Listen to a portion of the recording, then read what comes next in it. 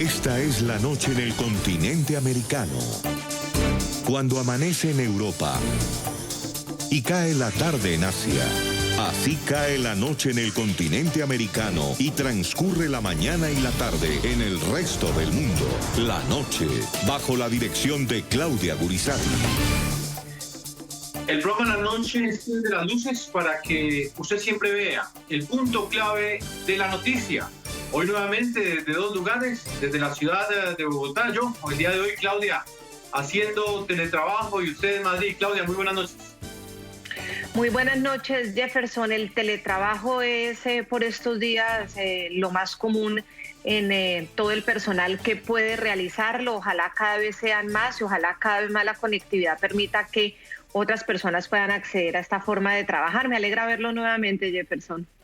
A mí también, Claudia, nuestra directora en Madrid. Hoy vamos a presentar, Claudia, el reporte también de lo que ha pasado en Colombia, porque en las últimas horas, finalmente, el presidente Iván Duque anunció que esta medida de aislamiento social se extenderá, Claudia, hasta el próximo 27 de abril. Hoy estamos en el día número 14 de esta cuarentena que comenzó el pasado 25 de marzo y que, según lo ha dicho el presidente, pues se va a extender por 3 semanas más, Claudia. En España, ¿cuáles son las cifras de las últimas horas en lo que tiene que ver con nuevos contagios y muertes? Vamos en el día 24 del aislamiento y yo quiero resaltar un hecho para no perderlo de vista. El proceso del coronavirus, el proceso de la detección, además del virus en la persona, el proceso de entregar unos resultados de un test PCR toman tiempo. Es decir, nosotros estamos midiendo apenas hoy en promedio lo que serían los primeros días de la primera semana de aislamiento, cuando nosotros ya vamos avanzando en la 4ª semana de aislamiento. Es decir, hay 3 semanas de por medio que nos promedia pensar que lo que estamos midiendo fueron apenas los primeros días. Las cifras hoy siguen estando más o menos en los rangos en las que venían, con un pequeño incremento en la cifra de fallecidos, pero se debe a lo que hablábamos ayer en el cúmulo que muchas comunidades presentan para entregar la información desde las diferentes comunidades de España. Hoy estamos hablando de 743 personas fallecidas en 24 horas para 13.798 fallecidos en total. En cuanto a los contagios, España ya va en 140.510 contagios. En las últimas 24 horas fueron reportados 5.478 contagios confirmados, son las confirmaciones de los test. Estamos hablando de más, creció en un 4%, más 4%. Durante el fin de semana habíamos visto que el crecimiento era un 3%. Así que se mantiene en el mismo rango con este pequeño incremento, que ya veremos si se mantiene en los próximos días. De todas maneras, hay que tener claro que hay que mantenerse en este aislamiento social, Jefferson, porque es lo único que nos va a permitir en unos días empezar a medir el verdadero impacto de lo que significó habernos alejado los unos de los otros, habernos quedado en nuestras casas, para saber si efectivamente esto controló el contagio, a lo que pues la comunidad científica y médica apuntan. Al día de hoy, los requerimientos de UCI son 7.069 unidades de cuidados intensivos, pero nuevamente esta es una cifra que cada comunidad la mide diferente. Unos es el acumulado de absolutamente todo el proceso de crisis, mientras que otros hablan de las últimas 24 horas. Los recuperados ya van en 43.208, se mantiene el rango del incremento en esta cifra del 30%, lo cual es muy positivo, y en las últimas 24 horas fueron 2.771 las personas que ya salieron de los hospitales, que fueron dadas de alta, aunque pues no se les ha podido hacer test para comprobar esos negativos. Algunas personas se los pueden hacer, pero la mayoría no. Sigue estando la crisis de contar con test rápidos y también con PCR. No ha sido fácil y el gobierno así también lo sigue admitiendo aquí en España. Hay situaciones polémicas y escandalosas en cuanto a eso, Jefferson, porque hay varias revelaciones de los medios de comunicación, y en una de esas revelaciones es que España exportó los test PCR hasta el 15 de marzo. cuando la Organización Mundial de la Salud ya desde febrero le pedía a todos los países que tuvieran provisiones, que tuvieran abastecimiento de todos estos materiales para cuando la pandemia llegara al país y se convirtiera en una epidemia que se expandía por todo un país. Así que uno de los reclamos que escuchamos hoy desde los medios de comunicación, todas las fuentes que hablan a través de ellos, es que el gobierno también de España desoyó esta medida y ya prohibió que estos test fueran exportados cuando ordenó el primer estado de alarma a través de un Real Decreto. Desde el 15 de marzo, el gobierno de España decide que toda la producción de test, toda la producción interna, ya sea para el abastecimiento doméstico. Pero así todo, pues no hay opciones de tener los test que tanto se necesita. Esto junto al escándalo de los test que fueron importados desde China y que resultaron totalmente inservibles. Se habla de 3 oleadas de estos test comprados a laboratorios de China. La primera oleada fue un pedido de 600,000, alcanzaron a llegar más de 50,000 y no sirvieron porque su sensibilidad fue por debajo del 25%. Este mismo laboratorio, BioEasy, envía la segunda parte o la reposición de esos test no válidos y de una sensibilidad cercana al 50%, a lo que los laboratorios de microbiología de los principales hospitales, que son los que hacen la evaluación de los test, dijeron que tampoco era confiable, y ahora vamos en una tercera oleada, pero ya han cambiado, ya no es un test rápido que mide antígenos, sino es un test que empieza a medir los anticuerpos de las personas cuando ya se les está dando de alta o cuando van en un proceso de 7 días de los síntomas. Estos laboratorios de microbiología dicen que después de 7 días tienen una sensibilidad del 80%, lo que de todas maneras deja un 20% de posibles resultados que no son los verdaderos, que pueden ser falsos. Así que estos son, digamos, las polémicas y los escándalos respecto a algo tan necesario como la posibilidad de medir y confirmar realmente si la persona está contagiada o si no pasa de ser sospechosa de tener el coronavirus.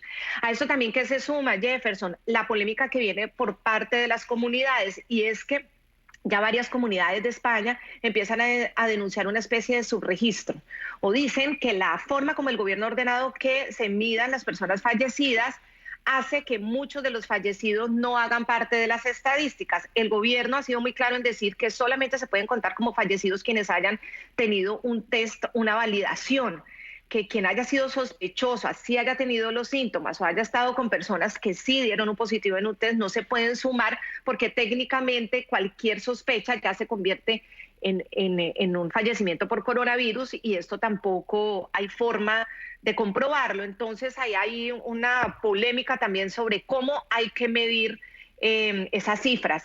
Sin embargo, si existieran todas las posibilidades de testear a todo el mundo, por lo menos a los que llegan a las clínicas con síntomas bastante intensos, por lo menos en ese caso ya habría pues más tranquilidad en el conteo de las cifras. Mientras tanto, pues va a seguir siendo como el gobierno lo ha ordenado.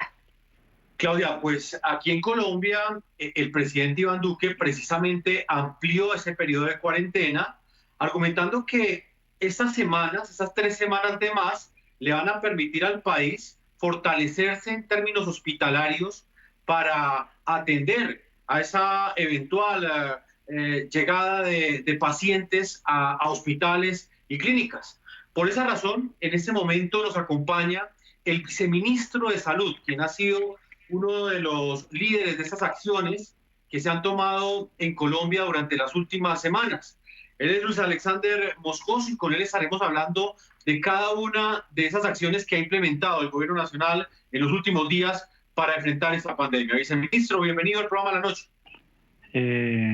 Buenas noches, Jefferson. Buenas noches, Claudia, a toda la audiencia de Colombia y del mundo. Viceministro, son muchas las acciones que desde la cartera del Ministerio de Salud se han adoptado, obviamente en medio de esta situación sin precedentes en esta generación, en toda la humanidad, y Colombia pues no es ajena. Esas acciones, si quiere, las dividimos en grupos para poder explicar bien a los televidentes. Lo primero, o de las primeras decisiones del gobierno nacional, fue ponerse al día en términos de recursos y de presupuestos con el sistema hospitalario, que era una de las grandes digamos, necesidades que tenía todos esos prestadores de salud, ya sea una IPS o una EPS. Estamos hablando de que la semana pasada entidades promotoras de salud, instituciones prestadoras de salud, públicas y privadas y demás proveedores recibieron giros por 2.71 billones. Y el pasado viernes la administradora de los recursos del Sistema General de Seguridad Social en Salud ADRES giró 1.93 billones. ¿Con esto qué lograron, ministro? Bueno, parte de los temas es que, esta enfermedad va a desencadenarse en eventos muy severos. Un porcentaje de las personas que sufren la enfermedad, alrededor del 20%, en Colombia un poco menos, requieren manejos hospitalarios y un 5% en Colombia un poco menos, requieren manejo en unidades de cuidado intensivo. Esto significa que vamos a necesitar ampliar la capacidad de atención del país en estos servicios. Lógicamente, si usted tiene unas entidades que tienen una crisis, un problema económico, va a ser mucho más difícil que hagan las inversiones, contraten el recurso necesario, tengan la disponibilidad de equipos, tengan la disponibilidad de elementos de bioseguridad para atender a los pacientes. Entonces, por esta razón, el gobierno nacional decidió acelerar todos los procesos de ley de punto final, está haciendo unos procesos para compra de cartera, unos procesos para giros anticipados, unos desembolsos para pagar unos valores, una serie de recursos que le van a inyectar recursos frescos al sistema y le van a permitir operar adecuadamente y prepararse y alistarse para los aumentos de necesidades que vamos a tener en estos servicios hospitalarios. Este es el objetivo, es preparar, desatrasarnos, como usted dice, de una deuda histórica, pero preparar el país para el aumento de casos. Claro, y aquí viene el tema de la expansión hospitalaria, Jefferson. Sí, viceministro, quería preguntarle precisamente sobre eso. El país actualmente cuenta con 6.200 unidades de cuidados intensivos. Usted nos decía que más o menos de cada 100 pacientes, 5 van a requerir este tipo de atención especializada hospitalaria. Ese dinero que ustedes giraron a los sistemas de salud privados y públicos, ¿también se va a traducir en una mayor cantidad de unidades de cuidado intensivo? Claro, el objetivo nuestro es tener una mayor capacidad, y el presidente, uno de los puntos que tuvo en cuenta para alargar este proceso es que la curva tiene que tener las condiciones normales o las condiciones de número de pacientes para que cuando se dé un crecimiento exponencial que va a ser muy rápido, el país esté preparado. Entonces tenemos que apartar lo máximo posible el aumento de esa curva, y ese es uno de las pretensiones que buscamos con este aplazamiento de 2 semanas. La actividad hospitalaria hay que prepararla. Nosotros hoy tenemos en unidad de cuidado intensivo adulto, que es la que sirve porque es el mayor uso, el uso de pacientes pediátricos y el uso de pacientes neonatales, si bien existe, es muy bajo. Entonces lo concentramos en los pacientes en unidad de cuidado intensivo adulto. En este momento el país tiene una capacidad instalada de algo más de 5.000 camas y tiene una capacidad de 3.900 camas en cuidado intermedio, pero esas 5.600 calculamos van a estar ocupados con los pacientes regulares, porque vamos a seguir teniendo pacientes de infarto, vamos a seguir teniendo pacientes de otras patologías. Entonces no podemos contar sino con la mitad de esa capacidad instalada de pacientes. Entonces queremos llevarlo, aparte de esa mitad, queremos llevar a tener unas 7.000 unidades de cuidado intensivo más en el país, 6.000 a través de una oferta pública de apoyo público y 1.000 que ya venían en construcción a través de entes territoriales, a través de IPS públicas, IPS privadas, o algunas que tenían unidades de cuidado intermedio que estaban habilitadas como tal, pero que en realidad son unidades de cuidado intensivo. O sea, es aumentar 7.000 nuevas camas de unidades de cuidado intensivo para poder atender esta pandemia. Es decir que, si me repite entonces las cifras, si no son esas 6.200 unidades de cuidados intensivos, hoy, ¿con cuántas contamos, viceministro? Contamos con 5.600. Con 5.600 y queremos subir 7.000 más. De esas contamos que solo la mitad va a destinarse a COVID, o sea, alrededor de unas 2.800 2.800 camas. Las otras 2.800 van a estar ocupadas con la dinámica normal del país. Sí. Claro, hoy tenemos menos usos porque tenemos menos accidentes de tránsito, menos heridos, menos infecciones respiratorias de otro tipo. Y aparte de esas 2.800, queremos 7.000 más para un total de 9.800 en COVID y alrededor de unas 13.000 unidades, más de 13.000 para toda la capacidad del país. A otras enfermedades. Muy bien, es que quería aclararle eso. De todas maneras, también hay unos esfuerzos de la empresa privada en donaciones con temas que tienen que ver, y si quiere pasamos a eso, a cómo se van a proveer esas unidades de cuidados intensivos que se requieren. Eso no son solamente unas camas y 2 aparaticos, eso requiere, por ejemplo, los respiradores, que es uno de los grandes temas y de los grandes dolores de cabeza en todos los países donde el coronavirus ya se expandió de manera exponencial.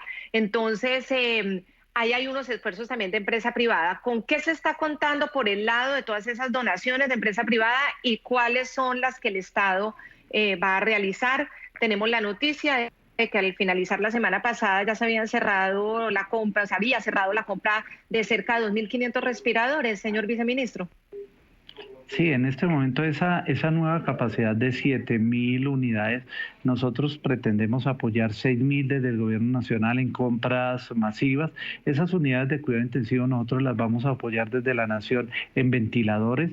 Las personas que sufren el COVID y presentan complicaciones, lo que realizan es una neumonía, una afección de los pulmones y dificulta el intercambio de oxígeno. Entonces hay que colocarle oxígeno a unos pacientes que pueden estar hospitalizados, otros requieren mayor severidad en unidades de cuidado intermedio solo monitorizado y con niveles altos de oxígeno, pero algunos requieren apoyo ventilatorio. Apoyo ventilatorio es colocarlos en un tubito y ese tubito, ese ventilador ayuda a expandir los pulmones y ayuda al intercambio de oxígeno. Esos ventiladores son unos elementos complicados, complejos, que igual que Colombia lo están necesitando todo el mundo. Entonces hay una solicitud de todos los países del mundo por compra de ventiladores, porque no solamente Colombia se está preparando todo el mundo, y tener 7.000 nuevos es casi el 1.3 de la capacidad que hoy tenemos en todo el país, la que se ha construido a lo largo de 20, 30 años. O sea, es un esfuerzo muy grande. En este momento ya tenemos compras garantizadas por algo más de 3.000 ventiladores. Seguimos en la búsqueda de los ventiladores restantes, pero aparte de eso tenemos que colocar unos monitores que son los aparaticos que ustedes ven en la televisión que miden los signos, porque es los que nos da la alarma del estado del paciente.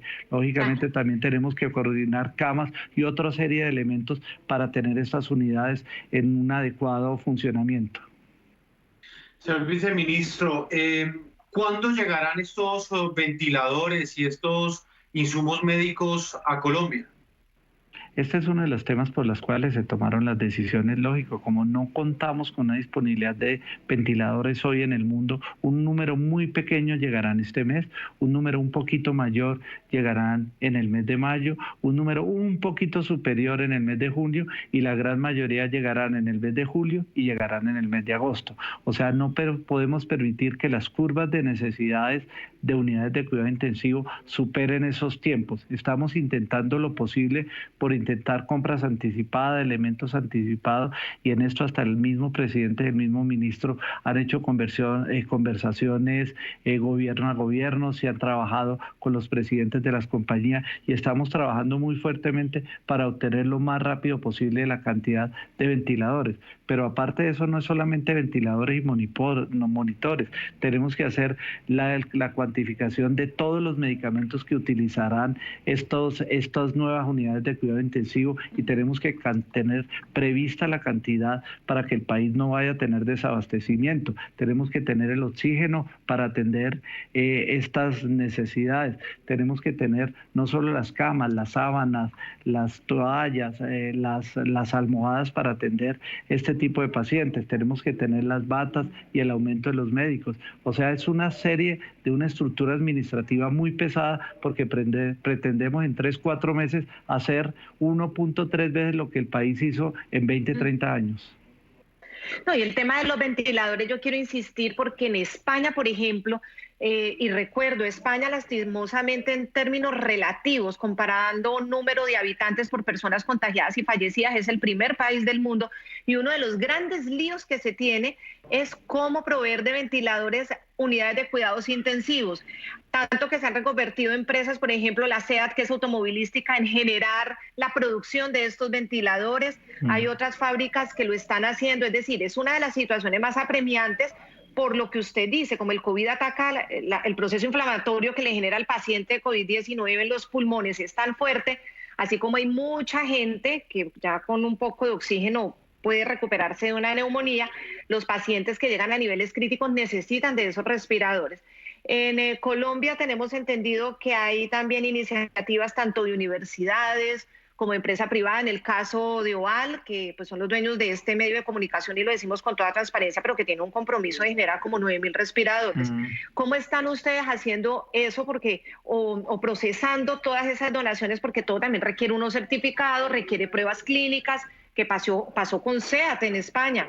SEAT no tenía las pruebas clínicas y eso retrasó que salieran a las unidades de cuidados intensivos los respiradores. ¿Cómo se están adelantando, viceministro, ustedes en esa labor? Nosotros, para acabar de completar la pregunta, de los 7.000 ventiladores que nosotros esperamos tener o unidades de cuidado intensivo, 6.000 lo empezamos por compra directa y esperamos que los entes territoriales, las entidades privadas y la ayuda de todas estas empresas que nos quieren donar una cantidad importante de ventiladores, completemos alrededor de 1.000 ventiladores más.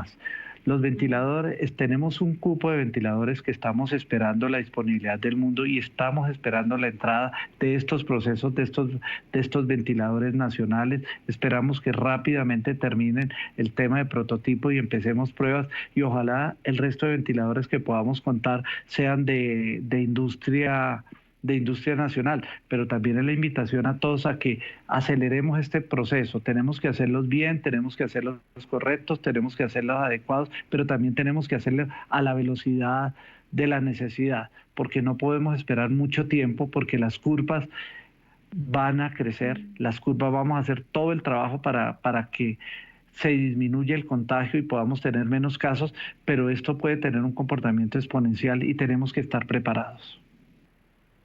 Señor viceministro, ¿para cuándo pronostican ustedes que se va a dar el pico más alto de contagios identificados y de personas que van a necesitar utilizar toda esta capacidad hospitalaria que ustedes están preparando? Para lo más lejos posible. O sea, estamos haciendo todo el trabajo para alejarlo. Nosotros empezamos con un pico que era con modelo de China de lo que había pasado, lo que significaba que para el día 13, la otra semana, tuviéramos un tema de crisis gigantesca. Se ha logrado aplanar gracias en gran parte al esfuerzo de todos los colombianos. Nos falta, pero vemos un grado de aplanamiento, de menor número de casos, lo que nos va a ganarte un tiempito. Ahora vamos a ver el efecto del aislamiento y esperamos que el aislamiento prolongado nos dé un tiempito más. Luego, si contamos con el apoyo y el trabajo de todos los colombianos en cumplir estrictamente las recomendaciones que se dan, nos vamos a ganar otro tiempito y vamos a intentar ganar tiempitos para alargar ese pico lo máximo posible y ojalá alargarlo para el momento en que ya existan tratamientos comprobados que sirvan, que podamos tener vacuna y mientras tanto pues tener toda la capacidad instalada del país preparada. Viceministro, pero hay otro tema que lo queremos tratar con usted, con Jefferson también, porque parte también de todas estas medidas es que los médicos tengan las EPI, los equipos de protección individual. Jefferson, cifras sobre esto. Es súper importante esto porque según tú misma nos lo has explicado en días anteriores, países como Italia y como España, pues el personal médico ha enfrentado serias amenazas. En este momento, por ejemplo, ministro, en Colombia hemos tenido la información en las últimas horas de que ya son 3 los médicos que se encuentran en grave estado de salud y que estos médicos, pues, al parecer, pues, habrían contraído el nuevo coronavirus. Yo quisiera saber qué información tiene usted sobre estos médicos que se encuentran enfermos en este momento y que nos hablara un poco de cómo están protegiendo a las enfermeras, bacteriólogos, médicos, para que realmente cuenten con los recursos necesarios para enfrentar esta enfermedad. A ver, sobre los casos particulares de los médicos, nosotros hemos tomado la decisión de no pronunciarnos porque generamos un tema de estigma sobre los médicos. A ver, es cierto, los profesionales de la salud son la primera línea de combate de esta enfermedad. Son estos soldados, sargentos, mayores, generales que están ahí al frente, están defendiéndonos en contra de la enfermedad y pues lógicamente tienen un riesgo superior. En Italia se calcula que el 10% de las personas eran personal de salud, pero son personas que están enfrentando esa enfermedad, pero son personas que cuando salen de su turno, pues lógicamente utilizan un transporte público y no queremos que los estigmaticen, queremos antes al contrario, que los apreciemos, que los valoremos como esas personas que están haciendo todo lo posible. Y resulta que en el transporte público o en el taxi que se montaron, pues igual puede ser un profesional de salud y otra persona diferente a profesional de salud que tenga la enfermedad. Ese no debe ser el factor de exclusión. El factor de exclusión es tomar todas las medidas preventivas, utilizar el tapabocas, hacerlas de distancia social, utilizar, lavarme las manos. Todas estas cosas son las medidas reales. Pero viceministro, ¿hay suficientes materiales de protección? A nosotros ya nos empiezan a llegar quejas de enfermeros y de personal médico diciendo que no hay suficientes EPIs, que no hay suficiente material de protección. El bueno que está pensando frente a eso, frente a que tengan garantizado todo ese equipo, las gafas, el tapabocas, las batas especiales, ¿cómo se están adelantando? Porque ese es uno de los grandes líos acá en España también. Sí, señora, dos realidades. La realidad de hoy. Hoy tenemos las entidades hospitalarias a la mitad de su uso. Las entidades hospitalarias tienen el material de protección porque es parte de su dinámica diaria. O sea, hoy ninguna entidad debería estarme diciendo que no tiene materiales porque debería haberlos tenido para su proceso regular. Eso es el hoy. Pero el mañana es cierto. El mañana si llegamos a esos picos, podemos tener 2,3 veces lo que hoy tenemos. Un aumento de 1,3 veces lo que hoy tenemos, temas que nos va a generar una presión sobre estos elementos. Por eso el gobierno nacional está trabajando con la empresa nacional, buscando la producción, con la empresa internacional, haciendo las importaciones requeridas. Hay muchos de estos elementos que usted sabe se fabrican en el país y se exportan. Hemos hecho las salvaguardas para poder mantenerlo. Estamos dedicados a trabajar para garantizar esa producción en los momentos que se den los picos correspondientes, pero también en controlar en el hoy, porque también hay unos avivatos que han querido multiplicar por 10 ese tipo de insumos y los guarda. Estamos pidiéndole al DANE que nos haga una evaluación de precios de mercado, pero también a la Superintendencia de Industria y Comercio, y donde estamos incurriendo estos hechos, pues estamos haciendo las medidas, porque nadie se puede lucrar de este proceso. Yo creo que este es un proceso de solidaridad de todos y de trabajo de todos. Increíble que eso esté pasando. Pues viceministro de Salud Alexander Moscoso, usted ha sido muy amable. La misma situación en España. Aquí estamos viendo la foto hoy de los 2 primeros días de confinamiento, porque aquí los test PCR se están demorando, nos dicen las mismas autoridades, más o menos 8 días y a veces hasta 10 días. Entonces, obviamente la foto va con... El resultado de la foto es una foto tomada hace 15 días o incluso un poco más. Le agradecemos mucho toda esta conversación, lo volveremos a llamar. Es clave que los colombianos escuchen de la fuente, de la primera fuente que es desde el Ministerio de Salud, todo lo que se está haciendo, porque obviamente lo que viene de aquí en adelante nos va a requerir mucho trabajo, mucho compromiso entre todos. Muchísimas gracias, señor viceministro. Muchas gracias a usted, a Claudia, y a Jefferson y a todos los televidentes. Claudia, en el programa de la noche están los protagonistas de la noticia. Hasta ahora nos acompaña Nicolás Uribe. Él es el presidente de la Cámara de Comercio de Bogotá. ¿Por qué lo hemos invitado, Claudia?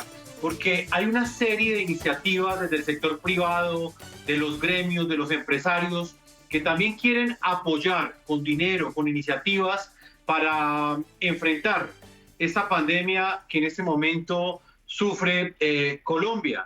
Por esa razón, hasta ahora está Nicolás Uribe con nosotros, Claudia. Nicolás, bienvenido. Para nosotros es un placer saludarte en el programa La Noche en medio de este aislamiento social obligatorio.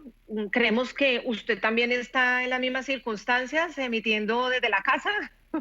Así como es. todos los demás, claro, no cumpliendo con estos requerimientos y con estas órdenes para evitar que la pandemia se propague.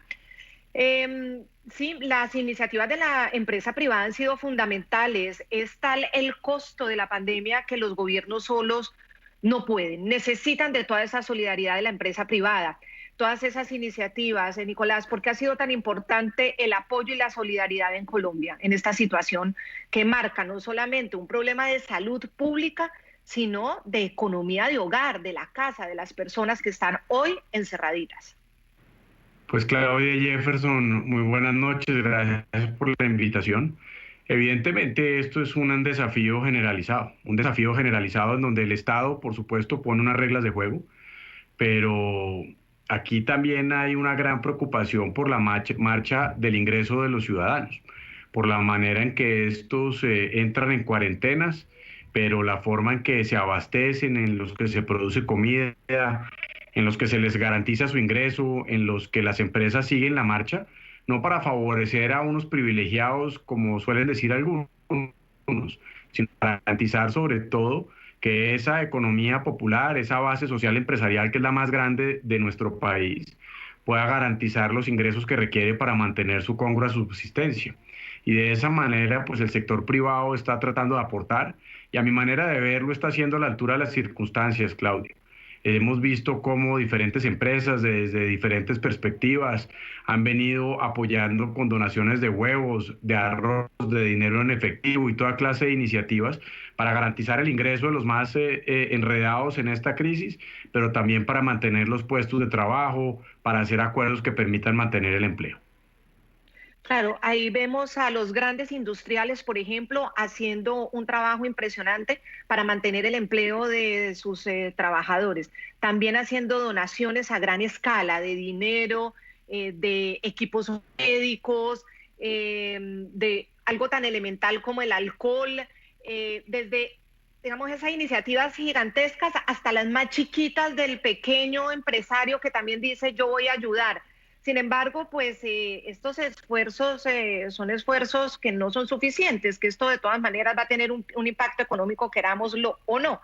Pero por eso es tan importante saber hasta qué punto esto también sirve para paliar estas circunstancias. Desde la Cámara de Comercio ustedes trabajan en 3 grandes como estrategias. Nicolás, ¿por qué no nos las explica? La de la salud, que es fundamental, poner el sistema de salud en función de lo que puede llegar a suceder, que es la propagación ya del COVID-19, poner al día los hospitales, las deudas, la adecuación, la ampliación, sobre todo de las unidades de cuidados intensivos. Está también el apoyo al empresariado que ustedes desde la Cámara de Comercio están haciendo, precisamente para todas las empresas que se cuelgan, que cerrar la actividad les genera muchísimos problemas.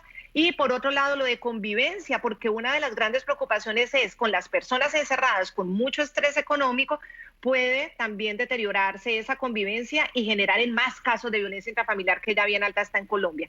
Si quiere, arrancamos con la primera. En el tema de salud, Nicolás, exactamente la Cámara de Comercio, ¿cómo está apoyando? Bueno, nosotros estamos trabajando en 3 frentes dentro del marco de lo que hacemos en materia de salud. Lo primero es que hemos contribuido con el distrito, con el gobierno nacional, en poner a tono a Corferias como un hospital de campaña, es decir, un hospital de baja complejidad que probablemente vamos a necesitar, para que aquellas personas que requieren hospitalización, pero no son hospitalizaciones de gran complejidad ni de COVID-19, puedan tener un lugar donde ir mientras las salas de cuidados intensivos se ordenan y se priorizan para los enfermos de COVID. La idea es que primeras 2.000 camas estén la otra semana y podamos ampliar incluso hasta 4.000 camas en Corferias, disponibles para, por supuesto, el distrito, para Bogotá, pero también seguramente como apoyo para Cundinamarca, Meta, Boyacá, Tolima y Huila. A medida que el gobierno nacional vaya identificando esa necesidad, nosotros vamos a ir ampliando también de la mano del gobierno y de las entidades territoriales correspondientes ese tema. Lo segundo es que en una alianza por la salud que construimos con Pro Bogotá, con la ANDI, con Camacol, con la Cámara Colomboamericana, con el Foro de Presidentes, con Asobancaria. Lanzamos una iniciativa para conseguir 35.000 millones de pesos que van orientados a ayudar a construir 125 unidades de cuidados intensivos adicionales, 5.000 millones de pesos para comprar insumos hospitalarios y también 25.000 pruebas rápidas de coronavirus. De modo tal que entre los empresarios también podamos ayudar a construir esos espacios que probablemente muchos de nosotros, ojalá no, pero vamos a necesitar, porque claramente va a llegar un momento donde tendremos un desborde de nuestro sistema de salud y tenemos todavía el tiempo adecuado para prepararnos y para lograrlos. Y en ese propósito estamos, ahí la Cámara no solamente es promotor y ha venido ayudando a conseguir esos recursos, sino también ha aportado 1.500 millones de pesos en ese propósito y nos hemos comunicado con algunas empresas afiliadas a la Cámara que también están dispuestas a ayudar y que hemos visto cómo entre todos ya superamos los 10.000 millones de pesos. Luego vamos por buen camino y estamos trabajando en esa materia. Y lo tercero, hemos venido elaborando una serie de guías para que las empresas que tienen que trabajar hoy, que están exceptuadas, puedan hacerlo en condiciones de salubridad e higiene, que garanticemos la salud de los trabajadores y la posibilidad de que cuando llegue un desescalamiento de la cuarentena, las empresas puedan seguir trabajando, pero en condiciones en las cuales se garantice la salud y la vida de las personas. Y eso es un poco lo que estamos haciendo en esa materia de salud y todas las iniciativas, por supuesto, en las que podamos participar, también nos vamos a ir montando con el Ministerio de Comercio. Esto es un tema que combina tres ejes. Estamos ayudando a que las empresas proveedoras de máscaras, de batas, de implementos de salud que se van a necesitar ahora en toda esta crisis hospitalaria sean proveedores del Estado para ese propósito, y de esa manera resolvemos el déficit de implementos hospitalarios, pero al mismo tiempo promovemos la actividad de nuestras empresas, microempresas y pequeñas empresas que tienen necesidad de generar ingresos para poder pagar su nómina y para poder subsistir. Luego, iniciativas en materia de salud, estamos trabajando en varios flancos y la idea de la Cámara es poder seguir aportando en ese propósito. Pero Nicolás Uribe, ese punto es bien importante porque la cuarentena en este momento es una estrategia para ganarle tiempo a la enfermedad, es decir, para que nuestros hospitales estén preparados ante pues, la eventual masiva llegada de pacientes contagiados. En este frente específicamente y de manera muy concreta, ¿qué están haciendo ustedes? Esos 35.000 millones de pesos de los cuales me habla, ¿a dónde van a ser dirigidos? Específicamente, ¿a qué sectores de la salud? Son básicamente unos recursos destinados a 5 hospitales que se coordinaron con el exministro de Salud, Juan Pablo Uribe, y van a ir a La Samaritana, al Mederi, a San Ignacio, a Santa Fe y a la clínica cardioinfantil. La idea es que ellos puedan ampliar el número de unidades de cuidados intensivos que tienen ya en estas clínicas, que es donde más eficiente y más rápido podríamos lograrlo, y de esa manera garantizar que este avance pues, se concrete lo más rápido posible. Nicolás, otro punto que es clave es lo de Corferias, como nos comentábamos. Estamos también haciendo todo el recorrido con el presidente Iván Duque, y le pregunto porque aquí en España eso ha sido fundamental. IFEMA, ese gran complejo ferial, el recinto ferial, y se ha convertido en el hospital de campaña más grande de Europa y ha sido fundamental para descongestionar.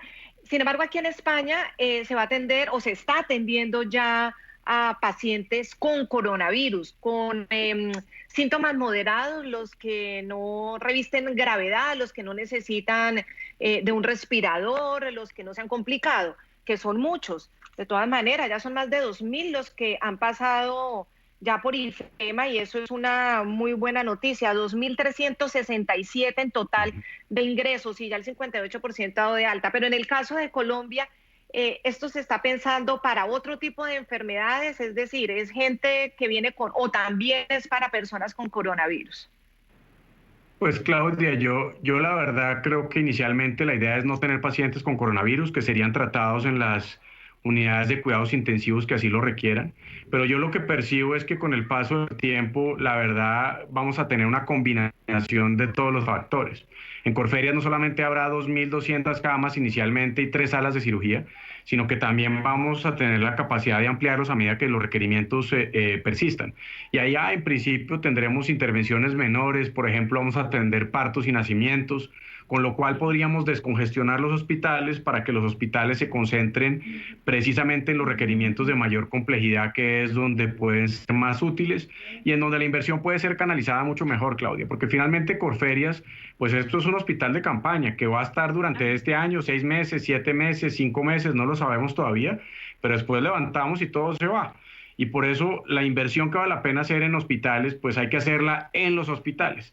Y por eso nos vamos a concentrar con Corferias en el hospital de campaña para procedimientos de baja complejidad y en los hospitales tratar de que esa capacidad que estamos construyendo se mantenga hacia el futuro, porque estamos seguros que el coronavirus va a ser el primer desafío de la salud, pero no va a ser el último.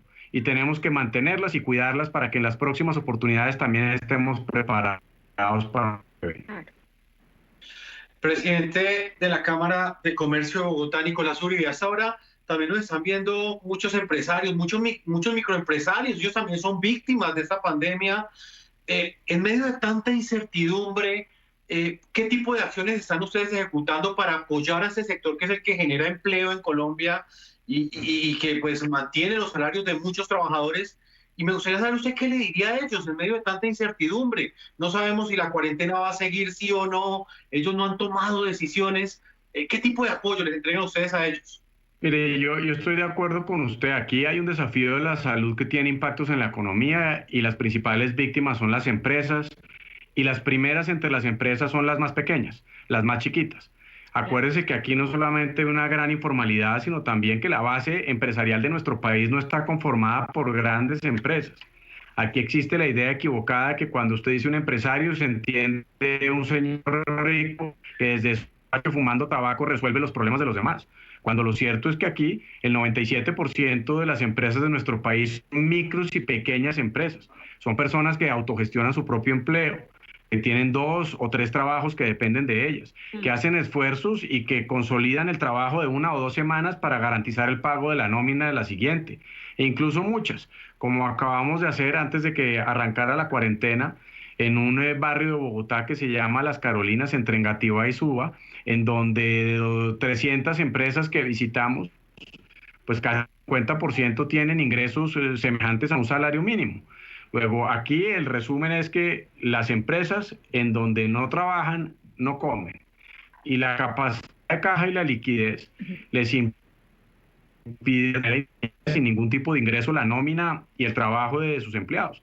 Razón por la cual nosotros estamos plenamente conscientes de que ahí hay mucho trabajo para hacer ahorita y habrá mucho trabajo para hacer también para la reactivación económica.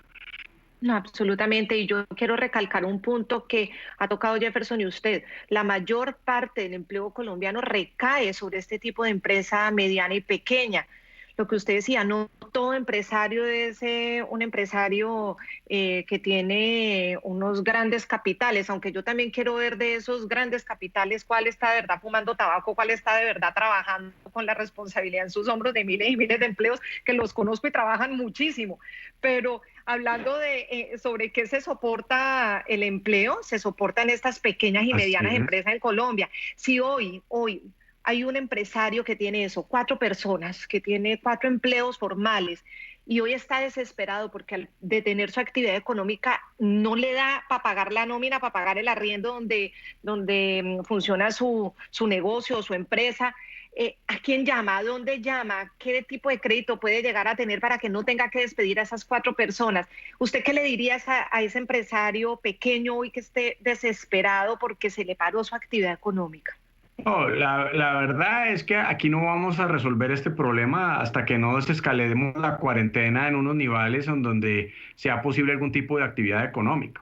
Sin embargo, mientras tanto, hay que ver cuáles son las oportunidades que se han construido y nosotros podemos ayudar en la Cámara de Comercio, Claudia. Nosotros tenemos perfectamente identificado cuáles son las líneas de crédito, en qué sentido se pueden hacer, cuáles son los beneficios que los bancos han establecido y cuáles son las decisiones de gestión para gestionar, por ejemplo, la nómina. Hay ideas que se pueden tramitar y trabajar con ellos de modo tal que sin echar a los trabajadores, sin que pierdan su trabajo, sin que se quiebre la empresa, podamos gestionar y extender en el largo plazo lo que está sucediendo. Por supuesto, esto no puede ser indefinido. y no puede ser indefinido porque ni el Estado ni las empresas aguantan sin vender y la gente no aguanta sin consumir, y si no hay producción pues tampoco hay dónde gastarse el dinero que existe. Pero lo cierto es que en la actualidad necesitamos hacer el esfuerzo que tengamos que hacer para garantizar que esas empresas no vayan a morir en esta época, que los empleos no se vayan a perder, y para eso es ese paquete económico que el gobierno ha lanzado. Y para eso es ese esfuerzo que se está haciendo para alimentar a los más pobres. Y para eso estamos nosotros trabajando, tratando de poner a disposición de los emprendedores estas herramientas que ya existen. Yo le diría a esos emprendedores que se metan a la página de internet de la Cámara de Comercio, que encuentren ahí una cita para ser acompañados. Ahí están las líneas de crédito, ahí están las ventajas que tiene el gobierno para estos momentos, ahí están las oportunidades de comercializar productos, y ahí están las asesorías disponibles en un momento en donde claramente todo esto nos sobrepasa desde múltiples dimensiones, y los esfuerzos que hay que hacer son esfuerzos extraordinarios para mantener la liquidez, para garantizar la supervivencia de las empresas y para garantizarle el empleo, que en últimas es el ingreso a muchas personas que necesitan seguir comiendo, así su actividad laboral esté suspendida. Pues al presidente de la Cámara de Comercio de Bogotá, Nicolás Uribe, queremos agradecerle mucho todas estas explicaciones. Es importante que la gente conozca qué se está haciendo desde el sector privado, cómo asume con responsabilidad uno de los retos más grandes de la historia que nos ha tocado a esta generación, a la humanidad completa. Así que muchísimas gracias por desde su aislamiento hablarnos para todos esos televidentes que requieren información en medio de estas circunstancias. Muchas gracias, Claudia, y gracias, Jefferson, por la oportunidad de estar con ustedes esta noche. Feliz noche. Claudia, hemos llegado a la parte final de este programa La Noche, hoy con dos protagonistas de la noticia.